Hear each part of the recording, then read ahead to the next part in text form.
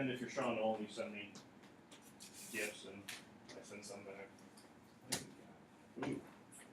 Caitlin Evans has joined AP English language. Wait.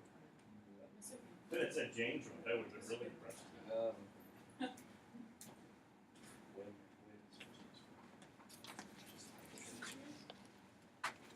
He's not in this class. Yeah, he was. He is. He's definitely. Yeah, he's like on his He has the Ebola virus. What are we talking about? So he's here.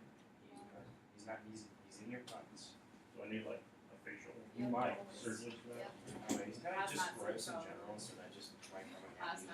That would be a good opening day. So you're the sick kid. Yeah. So you got a weekly syllabus, which we're going to run through.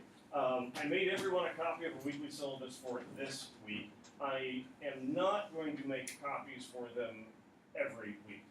They are posted on Google Classroom, which we'll start talking about here. Some of you have already signed up for Google Classroom and all that stuff.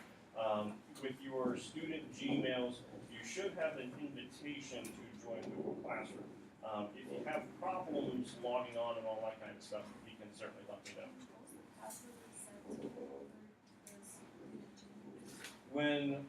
That's a good question. I don't know if I have an answer for that one or not. Last year when they were created, it was NHSD 2017, and then most of you changed it. I got an email like last night at 11 o'clock of a spreadsheet of every single person in the building with like passwords. I don't know if that's what people had changed it to or if that was what it was reset to. So if all of you are going, I can't log on to Gmail, then they were probably all reset to something, which I would have a copy of. Try it tonight, like if and this would be for everyone to see if you can access it. If you can't, then tomorrow I can run through, because I think they're even organized by homeroom, and I can go, Katie, this is yours, Ben, Lauren, and then we would know what they are. So we'll try it out. But remember, this would be the new ones that you got last year, so I think for all of us it would be last name, first initial.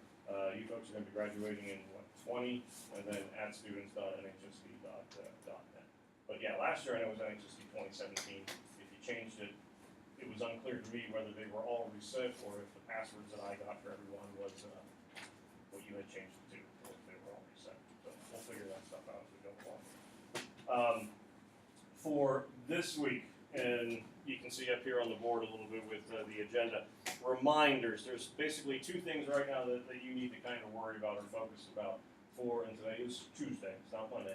For Thursday, I want you to reread chapter 5. Chapter 5 is on page 42, I believe. I want you to reread chapter 5 for Thursday. You're going to have a quiz at the beginning of class on chapter 5 only. Chapter 5 is one of the expository chapters, so it's not a Jode chapter or anything like that. It would be expository chapter when the tenants are told they have to get off the land and the tractors start basically rolling everything over. And so within the context of the narrative of the book, it would be right before Tom and Casey get back to what Tom assumes is his home, and no one is there except for Muley Graves, and then they have some rabbit. And then you got hungry for rabbit while you were reading the book and tried to catch one, and were probably unsuccessful. Anyone have pet rabbits? That's good. So for Thursday, I want you to reread chapter 5. The quiz is only, as I said, on chapter 5. It's 20 questions. It's multiple choice. It is fairly specific. You can bring in handwritten notes for chapter 5. You can have them on loose leaf paper. You cannot bring in notes via sticky tabs that are in the pages of chapter 5. Nor can you go, wait a minute, I highlighted this. Can I look it up in the book? No. But if you want to come in with pages of handwritten notes that you have for chapter 5, you can absolutely use those on the quiz. Not all quizzes you get to use notes. I let you know the ones that you can. The ones that you can.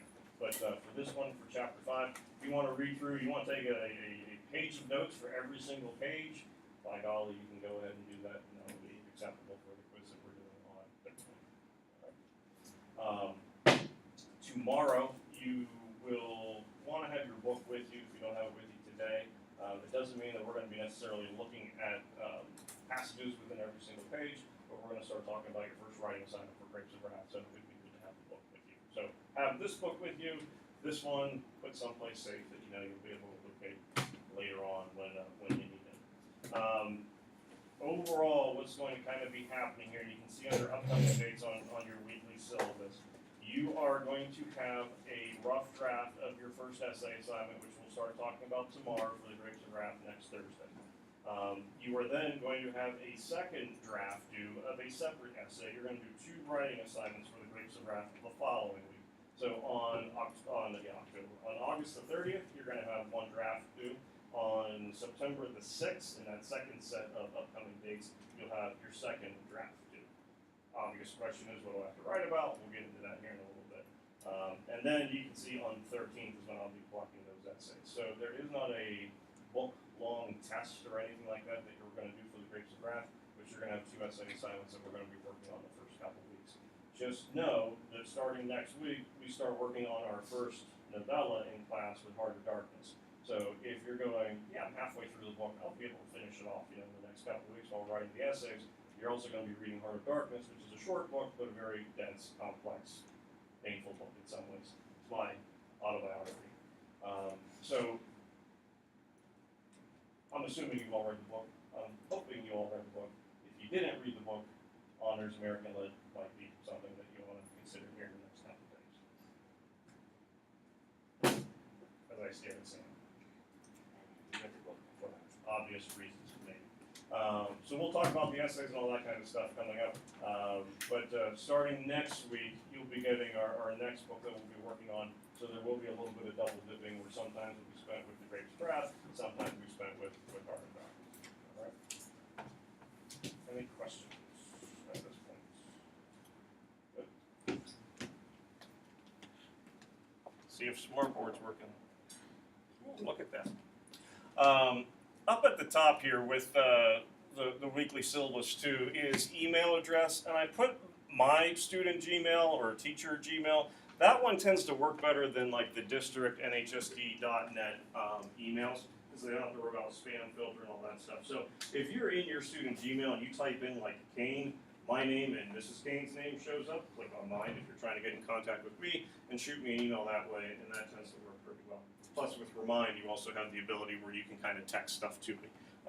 But basically for this week, we're going to be focusing on primarily Chapter 5 of the Grapes of Wrath with close discussion on Thursday and Friday. But tomorrow we're going to kind of start going over the first essay assignment so you have an idea as to what it is that we're going to be doing.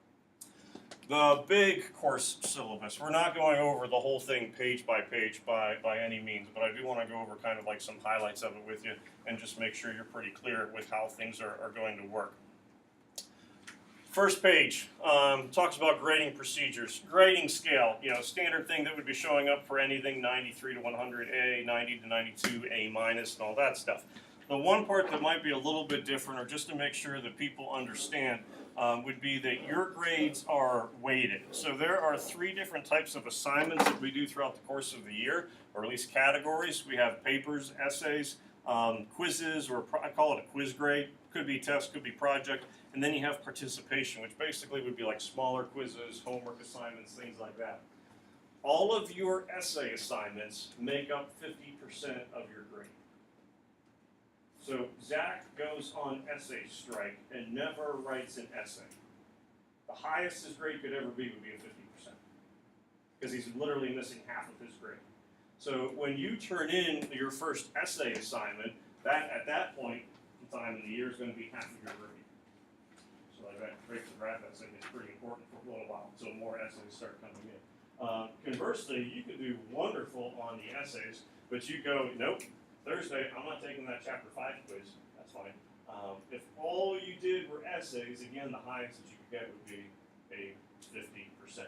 So as we do things, and Progress book was better at Power School at kind of showing you what your breakdown was for each of the categories. Grades are going to be a little screwy here for a couple weeks because you have to get a bank of points into the essays, a bank of points into tests and quizzes, a bank of points into the homework and participation. The quiz that you take on Thursday is going to fall into this category, the quiz category. Until we have any other quizzes, that's going to be 35% of your grade. So if, and this won't happen, but in theory, that was the only quiz that you took, and you got a 5 out of 20 on it, it's really going to mess up your grade until more quiz points start rolling in. So So if you ever do have concerns about grades or something like that, certainly let me know. But just understand for the first couple of weeks, things are going to be a little weird while things are trying to kind of balance out for what the points are. Power School will tell you the category. It just doesn't really kind of tell you this is what you have in quizzes, this is what you have in essays, this is what you have in participation. Unless they updated it, maybe it does that. That would be fun if it did. But I'll let you know, and you'll kind of get used to what fits into these different categories. So you're going to have a quiz on Thursday, which will go into this category. When you do your rough draft for your first Grapes of Wrath essay, that'll be in this category. Then when you submit your final copies, they'll be going up there. But you'll certainly get a bank of points in all of those things. All right. And really, the first 2 pages are the things that I gave to you when I visited Mrs. Perry's class or Mrs. Palmieri's class last year. Was giving you a rundown of what we do. Basically, I just took the first 2 pages from the course syllabus and gave that to you. So the reading list you can see is on the back. That's not set in stone. Things can certainly kind of change a little bit depending on what it is we're doing throughout the course of the year. Page 6, I believe. Yeah, page 6, and you see there's page numbers in the upper corners. It says course schedule, and this runs for about 10 pages. Again, not stone tablets that I carry down from the mountain, not set in stone. Things do change, but this is a pretty good rundown of the stuff that we're going to do throughout the course of the year. I said yesterday, I said for tomorrow you want to have your book with you. You also want to have your syllabus with you because the writing assignments that you have coming up for Grapes of Wrath are in the big course syllabus, and most of your writing assignments are already in here. So when we start talking about Grapes of Wrath, prompt number 1, tomorrow we're talking about this one right here that says in a carefully argued essay, analyze at least 3 rhetorical devices, yada, yada, yada. When we start talking about prompt number 2, you know that we're talking about that one.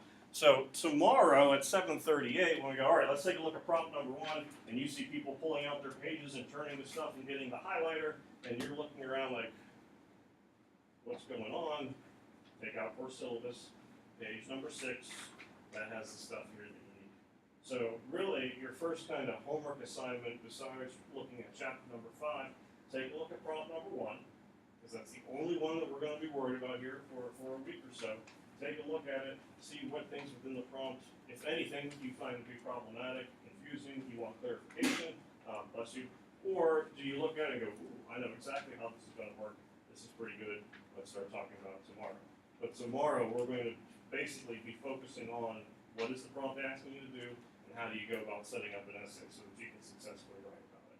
But a lot of the times when we go, hey, let's take a look at the prompt for the catcher in the rye, or let's take a look at the prompt for One Flew Over the Cuckoo's Nest, you already have them in here because you've got the course schedule for all the stuff that we're going to be reading. So make sure you have the syllabus with you because it's basically kind of like another textbook that we use, or not a textbook, but at least a guide throughout the course of the year. It's not the syllabus that you just kind of throw in the notebook to have and then you don't look at it. You're going to need it throughout really the whole entire year. Questions? The first 4 or 5 pages, it's the classroom policies and all that kind of stuff. Look through it, reread it, make sure there's nothing too crazy in there. It mentions in there about no cell phones, no phones, no earbuds, no excuses. Make up quizzes, it's a first period class. If you can come in late, let's say on Thursday, I'm expecting that you're going to find these so that you can make up your quiz for Grapes of Wrath that we took on Thursday during the first period. Homework assignments, we don't do a lot of study guide kind of homework assignments. Most of the stuff is you reading, preparing for a quiz, working on essay. But when we do have homework assignments, you either have it the day that's due or you don't have it. So if there's a homework assignment for Friday, which there's not, and you don't have it with you, you don't turn it in on Monday. It's not going to be worth anything at that point. Essays, it's 15% if they are turned in late per day. That would include the weekend. So when the essay is due, you want to make sure that you turn it in. And we'll talk about this as we go throughout the course of the year. The majority of your essays, you're just going to submit digitally through turnitin.com. And I'll give you the information to help re-log into it. But I don't need paper copies of your essays because it's depressing for me to look at them. I'd rather have digital copies where I don't physically see them stacking up on my desk. That makes me happier. And my happiness is more important than yours. So if I call you Mary, oh well. Yeah. You know, Mary already lost her Grapes of Wrath book. Yeah, I did. No, is it? Did? Yeah. It's on the beach somewhere. It's floating along in the Atlantic Ocean though. Yeah. At least that's a good home. I mean, the Jodes would have loved to have been, you know, in the ocean when they were in Oklahoma. It's a good callback. So as you go through about, as I said, 10 pages or so, you're going to have a course schedule.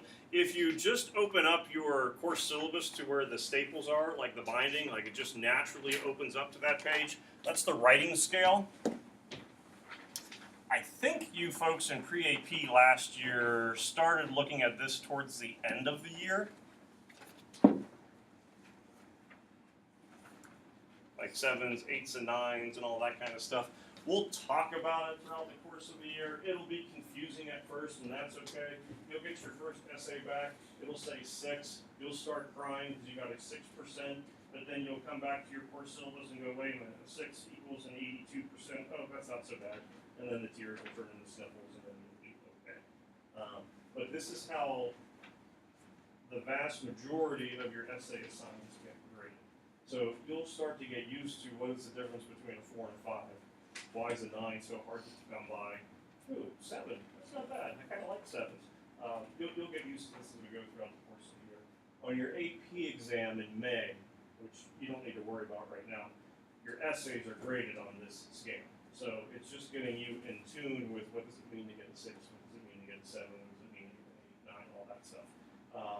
The first page, page 18, those would all be on an AP scale considered passing scores. 5 and up are passing, 4 and lower are not passing.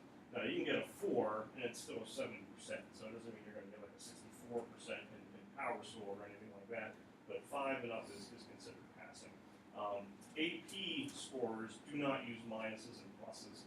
I use those because it just gives me more flexibility. So I can be like, hey, that's better than a normal 5 plus, but it's not quite a 6. That's a 6, but you're just on the very edge of a 6, so therefore 6 minus. And like I said, we'll talk about this stuff as we get a little bit more used to it throughout the course of the year. But when you get essays back and you go, wait, what's that equal to? This page is the one that you want to turn to. It's like your little legend for what the essay score would be. All right.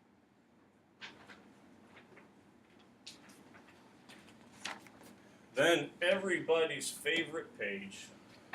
Page 20. And by everyone, I mean me. My favorite page. Dead words. So this would mean processed or typed essays. There's basically 2 different types of essays we do. There's a processed essay, a typed essay, a take-home essay, which would all be this, and then there's what we call TWAs. TWAs are when you write essays in class. Initially, you hate TWAs, and then by like halfway through the year, you love them and you prefer them to take-home essays. For take-home essays, I expect that you will spend time revising, proofreading, editing, making necessary changes and things like that to your writing, and this is the kind of stuff that for the most part I would want you to exclude. If it is in bold, I don't want it showing up in the essay. So like your final paragraph, by all means, please do not write in conclusion. You've been writing that since like 7th grade. Some of you have, some of you haven't. It's time to start thinking of some new things. At which point, Zach writes to conclude. And then I go, that's the same as writing in conclusion. Think of something else.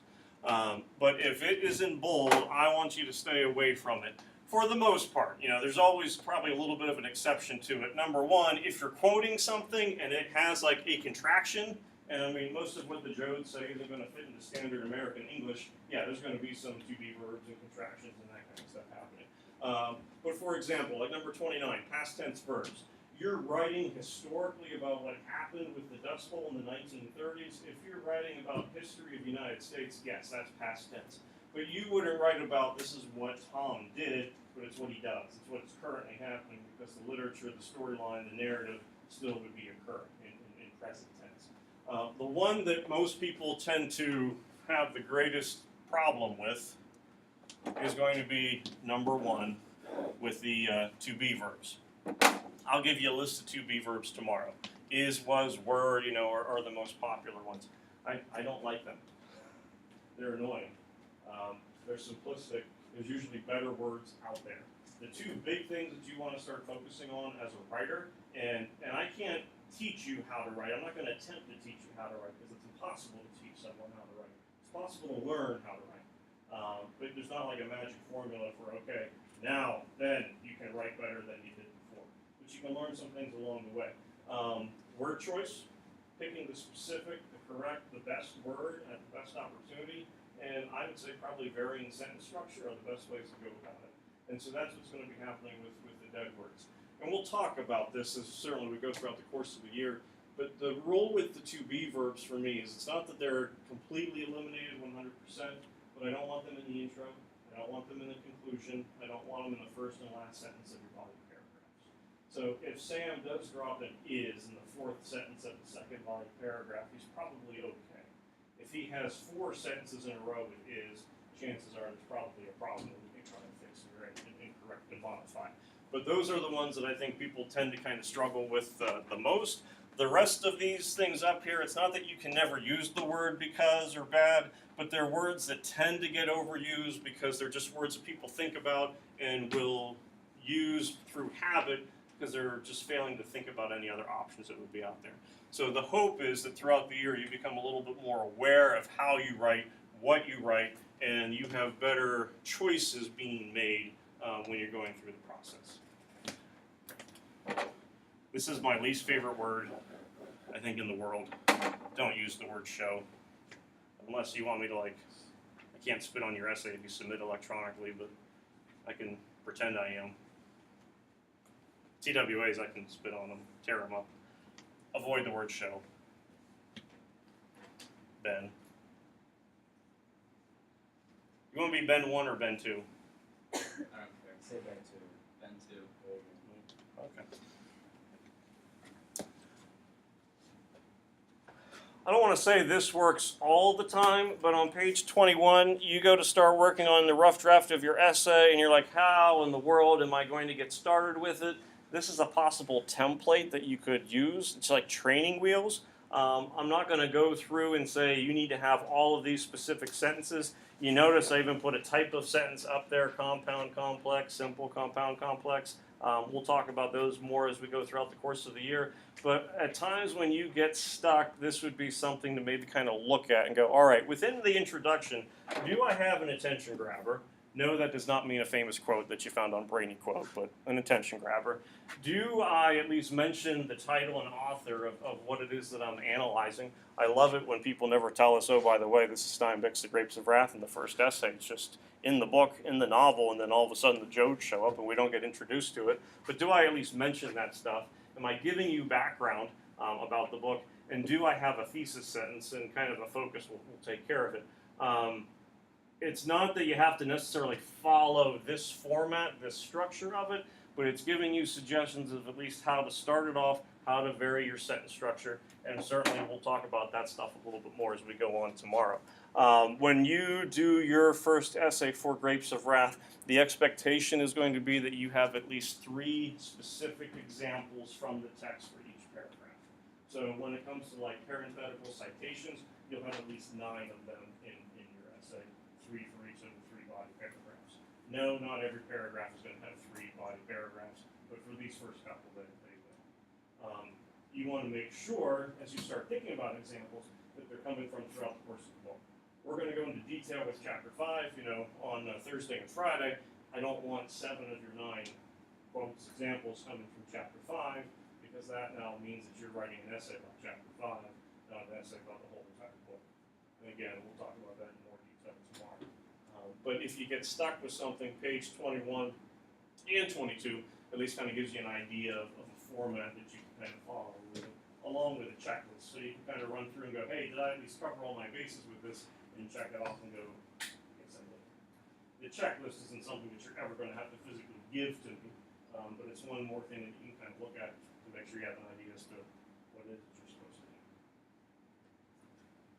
Any questions yet? first period, it's a small class, 14 of us, which is good, because it means we get like enough time to kind of talk about stuff. And I know today there's not going to be a whole lot of questions, but moving forward, if something's on your mind, raise your hand, ask it. The period goes a lot better for all of us if I'm not talking the whole entire time. Tomorrow's going to suck. I'm going to be sore. My voice is going to be terrible. It's pathetic. The first day of school does to me.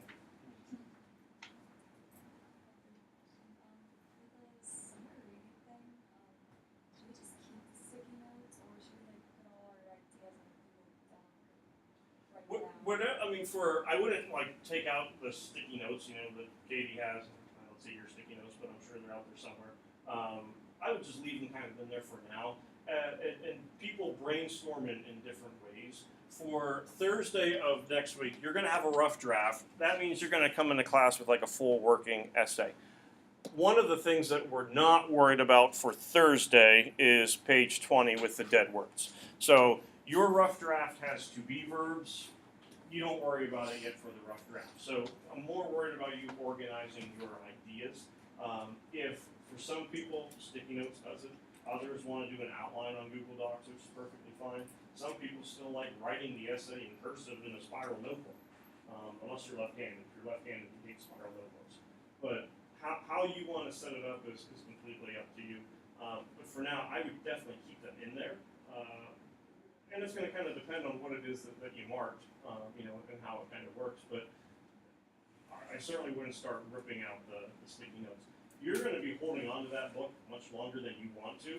So don't feel the need to start removing sticky notes because I'm going to turn this book in on September 1st. No, you're going to be holding on to it like into December. So there's no rush to get rid of it. But how you want to brainstorm and start to structure your essay, I kind of leave that up to you for now. Me personally, I was never a sticky note person because what happens is you start putting a sticky note on every page. And then for me, what's the point? My thing, and this might be something that you want to think about for like chapter 5, I would do those double-sided journal things, you know, where I would write down what was happening on each page on one column, and then the other column I would kind of like react to it. And it could be some questions, you know, why doesn't Steinbeck use any quotation marks when people are talking in chapter number 7? What is going on with, you know, why is OP such a bad thing? Why doesn't Casey have an E in his name? That's weird. So it just could be kind of random things that are showing up as opposed to this is a beautiful illusion that he's making. Why do you call it the grapes of wrath? That's his wife suggested. Wait, really? Doesn't the book only say grapes of wrath once? It says it. Yeah, in that's the- one. Yeah, it's definitely toward, yeah. Is that one of I don't those? remember the exact all time. I mean, it's an allusion to the hymn, and you know, biblical verse with it and whatnot. But yeah, his wife came up with the title. He used it, then he got divorced. He made a lot of money. That's a cool title. Grapes of Wrath. All of our writers, not all of our writers, but they tend to be miserable people who divorce their significant others. If that's what it takes. I think it was.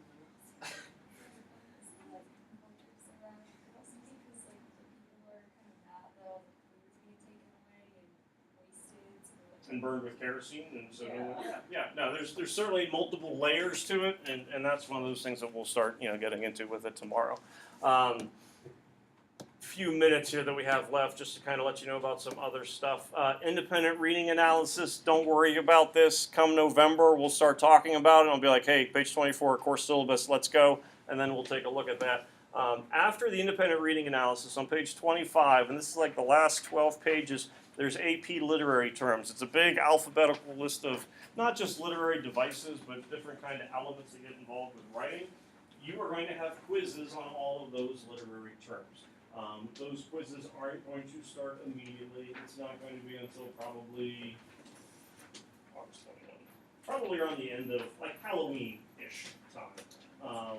And you'll know which terms you're going to have. We're going to do weekly quizzes on those things. And so I'll be like, hey, your first one is going to be from allegory through antithesis, and then you'll go antithesis, and then I'll get that. So you'll know which words, for the most part, you're going to be getting quizzed on. But that's a time, October, November, December, January, where you want to have your course syllabus because that's where your literary term devices are and things like that.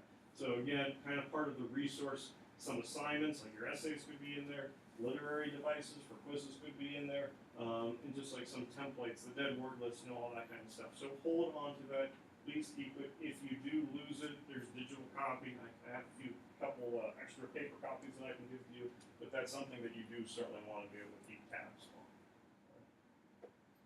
Bedford Reader, it's going to go someplace that you can locate, like in a week or so.